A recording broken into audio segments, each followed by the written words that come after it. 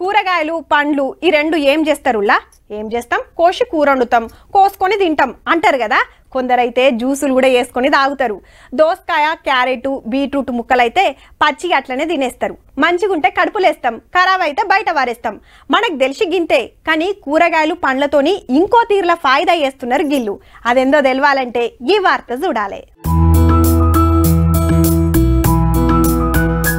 ముద్దుగా కూకొని పప్పు రుబ్బుతున్నారు అనుకునేరు ప్రయోగాలు చేస్తున్నారు అక్కలు అటు ఆళ్ళు సుతా అదే పనులున్నారు ఇంతకు వీళ్ళు ఏం తయారు చేసిండ్రంటే సబ్బులు షాంపూలు షాయపత్తలు పెయ్యికి రాసుకునే క్రీమ్ల కాంచెలి నెత్తెంటికలకు పెట్టుకునే నూనెల దాకా అరొక్కటి ఉన్నాయి అట్లని కెమికల్స్ తోని చేసినాయి కాదుల్లో మొత్తం కూరగాయలు పండ్లతోనే అవి సుత బీమార్లకు మందుల లెక్క పనిచేసేటియే వనపర్తి జిల్లా మోజర్ల హార్టికల్చరల్ యూనివర్సిటీలో చదివే గీళ్ళే తయారు చేసింది గీ సారు దగ్గరుండి ప్రయోగాలు చేపించిండు హగో గీ షాపత్తను దేశం మీది బాజుకు మంచు కొండల్లో పెరిగే చెట్ల నుంచి తెచ్చి తయారు చేసిరట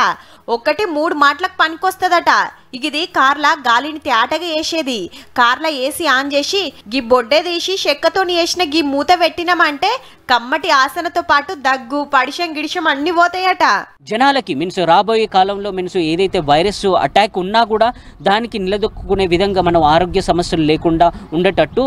సో ఇలాంటి ఉప ఉత్పత్తులు మనం అనేది తయారు చేయడం అనేది జరుగుతుంది ఇక ముఖం మీద మచ్చలుంటే గీ క్రీమ్ రాసుకున్నారంటే 2-3 రోజులలోనే మాయమైతాయట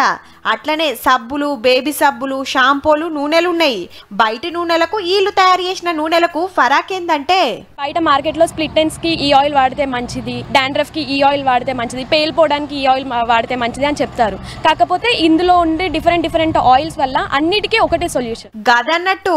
ఒక్క నూనెతోని శానా తీర్ల ఫాయిదా అవుతుందట